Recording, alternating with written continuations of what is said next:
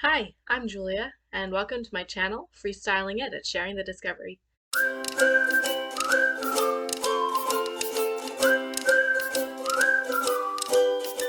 We had the unique opportunity of being able to visit a children's museum that had discounted admission prices for the month of October. And here is some of the feedback that my kids were giving me, as well as a video collection of some of our moments there. What do you remember most from our museum trip?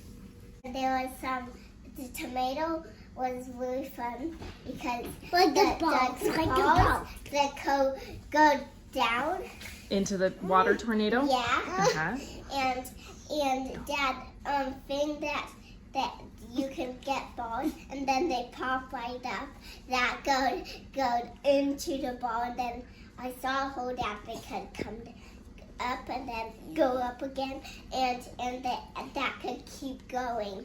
So you really enjoyed the water ball area. just goes down to the tomato and then right down and then come right back. down into the tornado, and then it popped right back up. You really liked the water area too. Yeah. So you pushed the ball up. Yeah.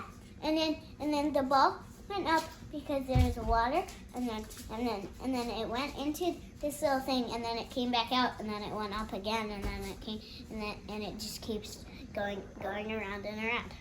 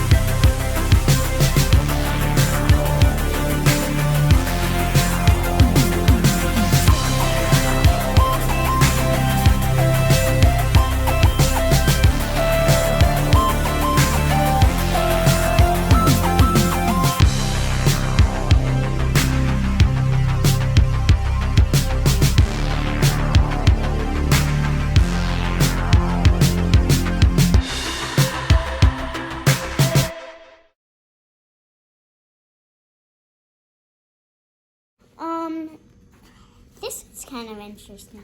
How this is.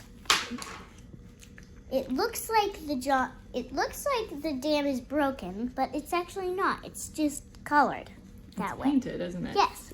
And what I thought interesting about this is, if you did this, if you looked at it at like this over it, then it wouldn't look like this. Whereas this looks a lot realistic. You're right. Yeah. So if you stand at different angles, it makes the snail Yeah. look like it's crawling right. up on the bench. Right. That's pretty cool. Yeah. Jackie, what did you find? This is a butterfly, but it looks like an owl's eye, but it's actually not. The eye is not there. This is a kind of butterfly or a wasp, but I don't know why it's designed. We're both sharing from this book, Seeing Things, The Science of Optical Illusions. So, Yeah, we did learn about that. yeah. And when you were sharing about the butterfly's eye, you mentioned that it looks like an owl's eye. Yeah. And what did we learn about at the library this week during reading time? Owl! We did. It says, owl loves fall. And this is because it's fall time, I guess she picked it out. So There you here go. it is. We go to the library once a week for their story and craft time, and I consider this morning excursion to be a very important part of our school. Not only do we get out and we're doing something in a social setting, but we are able to get books. The facilitator of the story time always has something interesting to share with us. Our unit study, based around the article Found in God's Big World, was on this gentleman here who is painting scenes of his city in Iran, parts of which are being torn down so that new buildings can be built. I decided to look into some murals and other ways of people beautifying their cities. And so we did a whole bunch of reading, storybook reading, on different murals, stories, and I can put this book list down below as far as all of the picture books that we read. We have been reading The Apprentice for our evening chapter book time right before bed, and really enjoying the story. We have 2 chapters left, so we'll finish it tonight most likely. This book is set in the Renaissance, and as well as being about painting and murals, and this connects in a couple different ways because at co-op we're learning about the Renaissance, and then of course this week we've been learning about painting and murals. All right, well, the last thing I have to share is what I've been reading this week, and I picked out the book called The Masterpiece by Francine Rivers.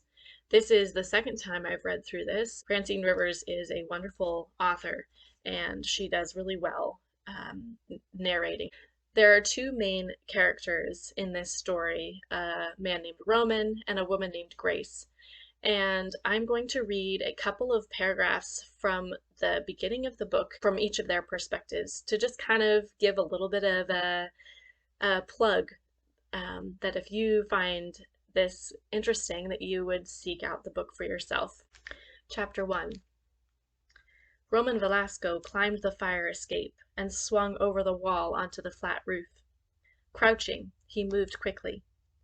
Another building abutted the 5-story apartment house, the perfect location for graffiti. Right across the street was a bank building, and he'd already left a piece on the front door. Shrugging off his backpack, he pulled out his supplies. He'd have to work fast. Los Angeles never slept. Even at 3 in the morning, cars sped across the boulevard. This piece would be seen by anyone driving east. He'd be at risk until he finished. But dressed in black pants and a hooded sweatshirt, he'd be hard to spot unless someone were looking for him. 10 minutes. That's all he needed to leave a parade of characters dancing on the wall, all looking like the top-hatted businessmen from the Monopoly game, the last one leaping toward the street. He'd stenciled the figure laden with money bags going into the bank across the street. The paper stencil hooked on something and tore. Swearing under his breath, Roman worked quickly to tape it. A wind came up, pulling a portion away. It was a long stencil and took precious minutes to secure. He grabbed a can of spray paint and shook it. When he pressed the button, nothing happened. Cursing, he pulled out another can and started spraying. A vehicle approached. He glanced down and froze when he spotted a police car decelerating. Was it the same one that had come by an hour ago when he'd been heading for the bank? He'd walked with purpose, hoping they'd think he was just some guy heading home from a night shift. The car had slowed, checking him out, and then moved on. As soon as it disappeared down the street, he'd done the work on the glass door of the bank building. Roman went back to work. He only needed a few more minutes. He kept spraying. Brake lights glowed red-hot on the street. The police car had stopped in front of the bank. A white beam of light fixed on the front door. If it's not obvious already by that introduction, I selected this book because it does have to do with an artist, and specifically one who has a past where he used to paint graffiti on the walls, and then that kind of, the whole story takes us along the arc of his life, and it's really quite amazing to see how Francine Rivers brings him to a place of redemption and restoration. All right, here is Grace, the other main character in the book. Grace Moore got up early, knowing she would need plenty of time to cross the valley and arrive on time for her first day as a temp worker. She wasn't sure the job would pay well enough to get a small apartment for herself and her son, Samuel, but it was a start. The longer she lived with the Garcias, the more complicated things became. Selah and Reuben were in no hurry for her to leave. Selah still hoped Grace would change her mind and sign the adoption papers. Grace didn't want to give Selah false hope, but she had nowhere else to go. Every day that passed increased her desire to be independent again. She'd sent out dozens of resumes since being laid off over a year ago and only received a few calls back for interviews. None had produced a job. Every employer wanted a college graduate these days, and she'd only completed a year and a half before putting her education on hold so she could support her husband, Patrick, until he graduated. Looking back, she wondered if Patrick had ever loved her. Every promise Patrick had made, he'd broken. He had needed her. He had used her. It was that simple. Aunt Elizabeth was right. She was a fool. Well, maybe that intro grabbed your attention, and if so, check out The Masterpiece by Francine Rivers. Again, highly recommend this book, and it tied in so nicely with our theme from the week. I will admit that I stayed up later some nights to read it than I probably should have. It's just that kind of book where you want to keep reading. All right, well, thank you for joining me and my kids today in our little overview of our homeschool highlights this week. If you like this content and you want to see more of it, subscribe and check my channel, as I have plenty other videos similar to this one.